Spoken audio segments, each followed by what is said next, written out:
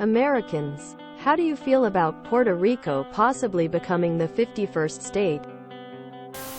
I'm Puerto Rican and I can tell you that support for statehood in the Commonwealth is almost evenly split. Practically nobody supports independence. As far as I can tell, PR citizens are still split inside their nation about joining the Union. I kinda feel like they should be on the same page first. That said, I would support them if it was a question of my support. I have no strong feelings one way or the other.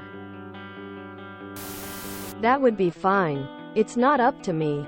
It's up to the people of PR. The people living there. I hear many living there saying they don't want independence. But many here on the mainland want independence, which I find hilarious considering they are reaping all the benefits of living here. Puerto Rico is not in a great place right now. Things were very different in the 90s or early 2000s. The government has some very serious fiscal issues and corruption scandals. The economy still hasn't recovered to mid-2000s levels, and the population has decreased every year for the past 2 decades. For context, GDP per capita in West Virginia is 50% higher than PR, and the poverty rate in PR is 40%, twice any current state. Would statehood make these issues better? Maybe, but I'm not convinced. I don't think it would be good for anyone though if PR became a state and went bankrupt a few years later. If they stay a territory, PR may be able to ride out the next decade or two and be in a more stable position to join as a state. But who knows? DC statehood would be a very different question. We should stick with 50 states. And since Puerto Rico has more people than several states, we should make it a state and combine the 2 Dakotas into one state. Doesn't bother me either way. But I have noticed on the issue of this and DC statehood, a person's position on it always coincides with whether or not their preferred political party would gain or lose. So I have a really hard time feeling like anybody who doesn't live there isn't being disingenuous when they argue for or against it. Like, I know full well you're counting Senate seats in your head. We will have to make a new flag, unless a state merges with another. I vote for the creation of Dakota. Population 1,642,312. Slightly more than the population of San Diego. CA. What's next? New Mexico becoming the 52nd state. They're already a part of the United States. If they want full membership to become a state within the Union, to that I say, welcome aboard. Old Town San Juan is so gorgeous. You should be so lucky. There is nothing else like it in the US. I support it. If Puerto Rico wants it, then as Captain Picard would say, make it so.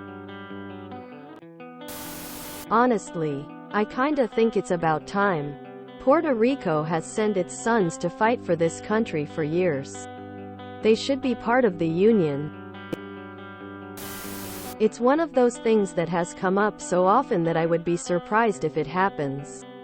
But I don't have an opinion either way. I'm all for it. How do Puerto Ricans feel about it?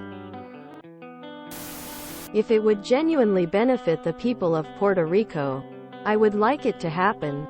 If it would just impress our problems on them as well, I would not like it to happen. If the people of PR on net want it, then what could be more American? And if not, what would be more un-American than to force them? Cue historical irony convo. Since DC is also getting referenced heavily in this. I grew up poor in a swing state at the time. Now it's red. Mostly Trump 2016 and 2020. Growing up, I knew how awful it would be for the federal government to be its own state. More reps for just a government town. My town of less than 10,000 was red-blooded America par excellence. We all knew the DC statehood convo was obviously absurd.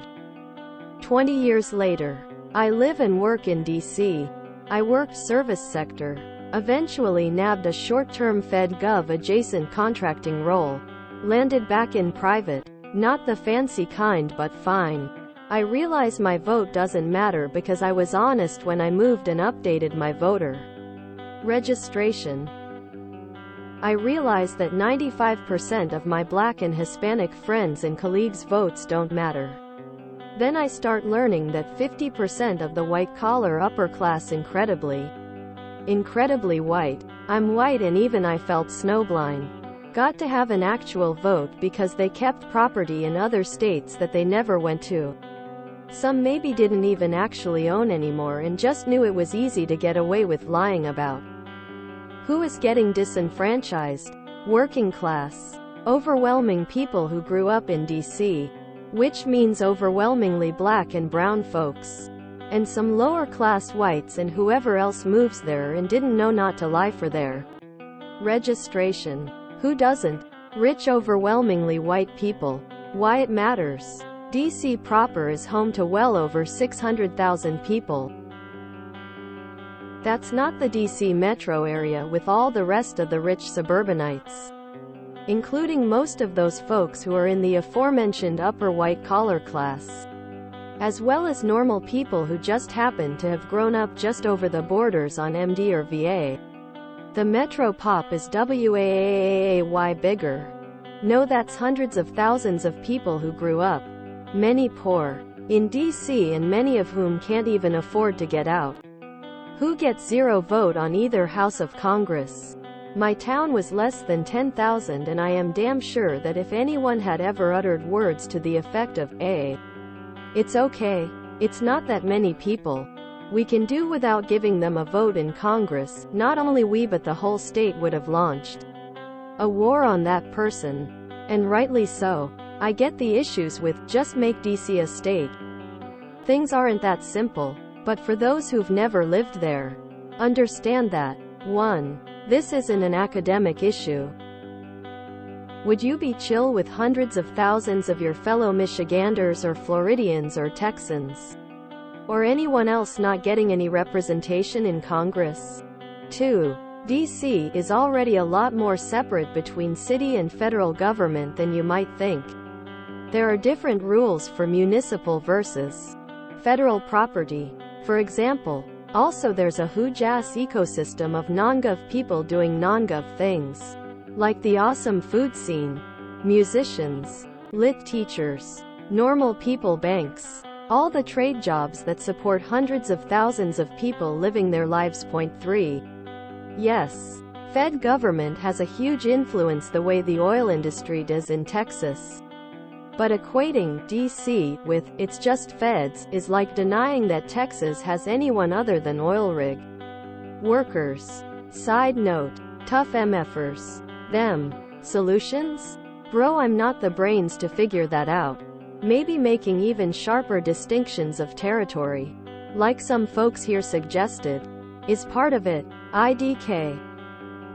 But I do want to make sure that people who are in my old shoes, i.e. having never lived here, understand a bit more of what it is and isn't. The lack of congressional representation, especially where some, generally richer, privileged few systematically get to have a vote while no one else here does, is an issue that, if we hadn't so thoroughly normalized and or just not been aware of it, would be an affront to everyone old enough to have taken middle school civics.